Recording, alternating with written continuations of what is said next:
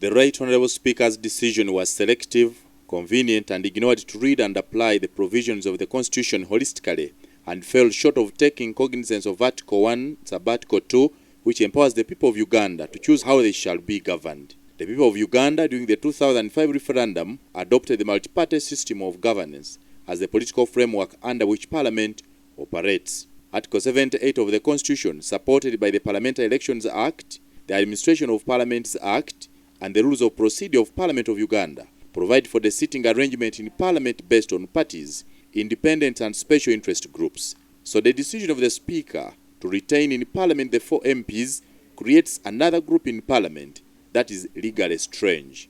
In taking her decision, the Right Honourable Speaker should have taken consideration of the entire constitutional provisions so as to give Article 83 Sub-Article 1 Paragraph G of the Constitution its rightful meaning. Having failed to do so, she limited the operation and involvement of parties in the multi-party system dispensation, which the people of Uganda adopted in 2005.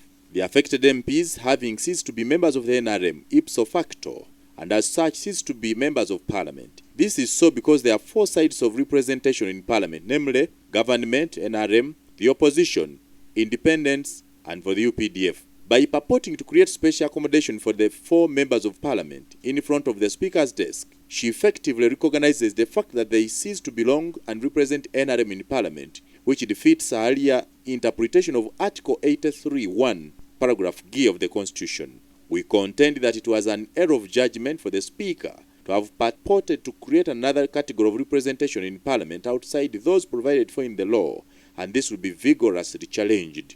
It is also worth noting that the Speaker is the second National Vice Chairperson of the NRM, member of the Central Executive Committee (SEC), and having attended and actively participated in the anonymous decision regarding the status of the 4 named MPs in the Central Executive Committee of NRM, it would have been prudent to disqualify herself from presiding over the same subject matter in Parliament. The Speaker's decision notwithstanding, the National Resistance Movement takes a firm position that the membership of the 4 MPs in its ranks is seized, and their continued stay in Parliament does not only offend the clear provisions of the Constitution, but also undermines the will of the people who exercise their power to decide on how they should be governed.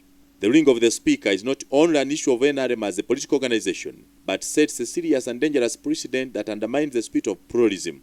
Consequently, the National Resistance Movement disagrees with her ruling and has taken a firm decision to refer the matter to the courts of law for adjudication. Signed, Dr. Ruhakana Rugunda, Chairman, NRM Electoral Commission.